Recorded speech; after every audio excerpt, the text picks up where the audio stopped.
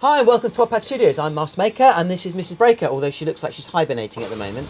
It's winter, it's cold outside, it's raining, but we're happy. It's warm here in the workshop. 3D printers are running, as you can probably hear in the background.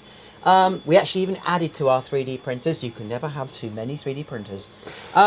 So what have we been doing? Well, new project reveal, something that is been on the cards for a very, very long time. So, drum roll, I'm about to apply power.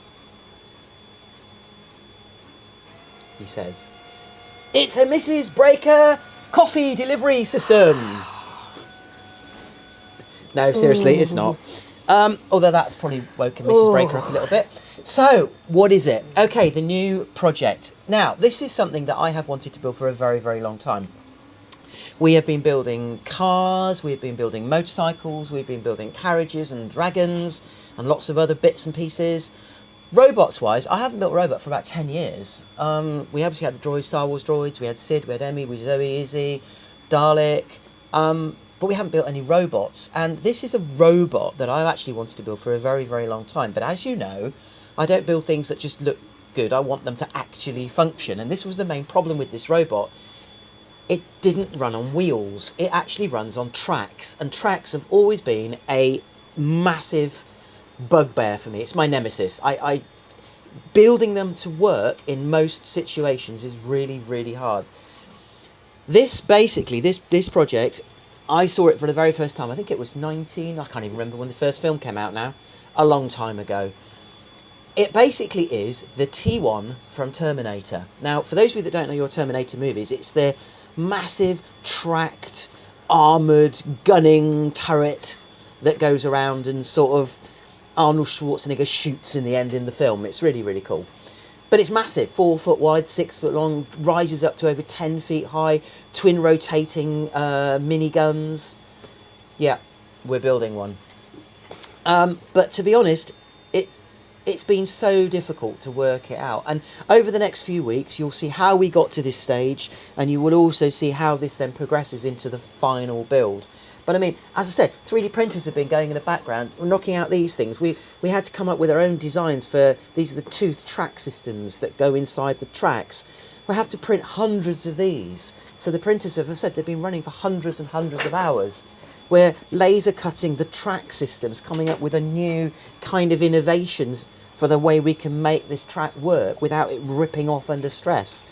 There are so many problems to overcome, but the idea is now for you guys to sort of come on a journey with me to see how I got here and, well, will I succeed? Right, so this is part one.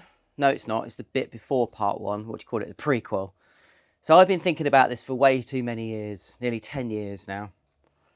And this is the beginning, might be the beginning of the end. So I am going to build something that I've always wanted to build, but actually struggled to build because I actually want it to work. I want it to function. So this isn't just a static prop. This is going to be a fully working robot. And I'm going to build the T-1 from Terminator. Now, the top half of this battle robot, and we'll talk a little bit about that later, is relatively straightforward. It's the bottom half that is my nemesis. And it's building the track system, because the track system is quite big. So I'm mocking it up in cardboard, as you can see. So I think this is where I'm at. This appears to be the scale.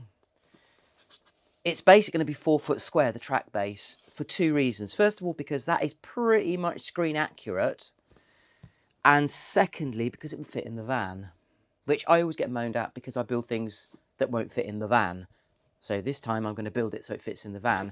So as you can see there, we're looking, at the moment, it seems to be working with 220mm idler and drive sprockets and 150mm little bogie wheels. The idea being then the tracks are going to sit approximately 30 centimetres apart. So you see I'm starting to mock up tracks. These are going to go round like this. And when all this is in place, 4 foot wide, it should give me 60 centimetres in the centre for the base. Proportionately, it looks right. It looks okay. It looks good. The reason I need to mock it all up in cardboard first, I'm going to glue all of this together and make an actual whole track unit. Maybe even make the entire base, because of the problems associated with building this and the costs associated with building it. Because I mean, the wheels alone. I mean, you think about how many wheels I'm going to need just on one track alone. I've got 10 wheels. And of course there's 3 tracks, because if you remember the T1, it's got the 2 front tracks and it's got the little idler track that goes behind. I'll talk about the technology that I'm going to use later on, but at the moment I'm just mocking up, seeing if it's going to look good.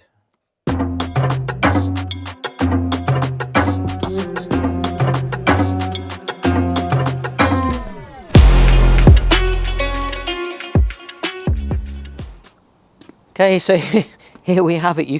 We've brought it outside, so you get an idea of the scale of this robot, the size of this thing is going to be. 4 foot wide, as we know, because Mrs. Breaker says it has to be to fit in the van. 6 foot long. This is the main track system. It's quite squat, it's quite low. You've then got the main body section. This is the front here. This is the trailing track. It will rise up the body section to probably about here. Then the main body will be on top. Guns will probably be about 8 foot high, 8 to 9 foot high. Top of the robot probably about 10 feet high. So you can see this is going to be actually quite an imposing creation, this. You can also see the technical problems involved here. I mean, first of all, it's not massive. This isn't like, this isn't a Tiger tank or anything like that, but we still got to move these things around. So we're driving them from the front drive sprockets. We've decided to go with a front drive on this one. But we're still, obviously the way tanks work, for those of you that don't know, is the system tank turn. What will happen is this motor will go forwards, effectively moving this track forwards, and this one will go backwards, and it creates then a spinning or a pivoting motion. Now, that's great on a wheel, because a wheel has got a small contact patch so it can spin. A track, what it wants to do as it turns, it wants to rip the track off. So the sprocket and the drive system has to be quite robust. The other problem that I couldn't overcome, and it took me ages to overcome, was this thing here. Now, imagine if you're going forwards, this just trundles around. This isn't driven. This is just freewheeling. These are the only driven tracks. It goes forwards. It moves forwards. Goes backwards. It goes backwards. The problem is the minute you go around a corner. Now, if you go around a corner going forwards, this will just follow.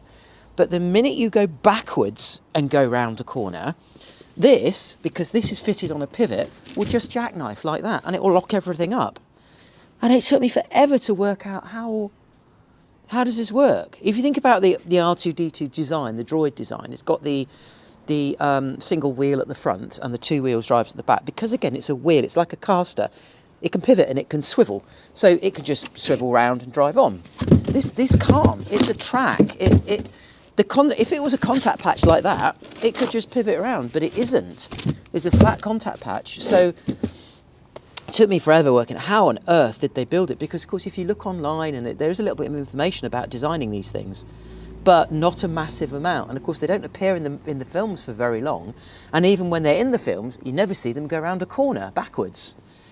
And of course, I got some research done, and I found out in the end that this is actually steered. So basically from the frame here, there's an actuator arm that comes out. And what the actuator arm does, as soon as it moves into reverse and the steering is engaged, the actuator arm actually steers this. So it's not passive movement at all, it's an active steering, active movement.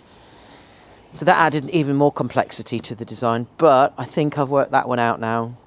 Well, I've worked it out in cardboard at least. The next stage is basically buying all the equipment that I need to build this. One thing that is on my mind is the track design. You know, I've been through lots of designs for the tracks. This is the actual track material. Should I do it in metal, steel, aluminium, plastic, 3D printed, wood? You might think, oh, go out and buy one of those mini digger rubber tracks. Problem is, they're either the wrong width or they look like mini digger rubber tracks. And they also cost a fortune because, of course, as well as the track, you need the sprocket to drive it. It's stupidly complex. Well, it's stupidly expensive, actually. So I'm not going down the mini digger rubber track route. I think it looks awful.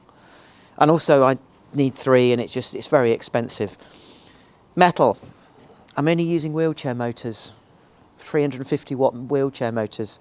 Will they be powerful enough to pull big, heavy metal tracks? I don't know. We'll see. That'll be the next bit.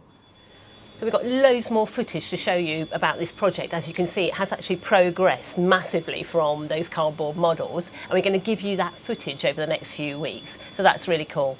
We want to say a big thank you. Say thank you. Thank you. Thank you for watching all of our shorts, you guys. Yeah. It's been absolutely brilliant. They've been really well received. So we're going to continue with the shorts. It's a really great way for us to let you know what's going on around the studio. Well, there's been so much going on. Yeah, it's like being silly, really. It's pretty busy. So we'll just flip them out, and then little things that'll happen, like we're talking to one of the presenters from the local radio station next week. So maybe we'll bung a short out on that. So thanks for that. Don't forget to subscribe and hit the bell icon, because then when we do a video, you will get to know. The other thing is, this weekend we are going to Bristol, to Ashton Gate, to Bristol Comic Con, which is run by UK Comic Con and Gaming Festivals. It's dragons, isn't it? And the dragons are going out. So that's their first outing this year. That's really cool. That's on the 6th of March. And then on the 13th of March, we've got Western Supermare, Stars of Time. And then on the 20th of March, we're down in Weymouth for Dorset Comic Con. And we're taking the droids out. So we think very busy. Disco Emmy is going to get her first run out there. So that's really cool. Well, actually, she might appear at Stars of Time. Might be at Stars of Time. We don't know. But anyway, she's going to be getting about, and all the droids are out. And a busy few weeks. So we'll see you next time. Bye. Bye.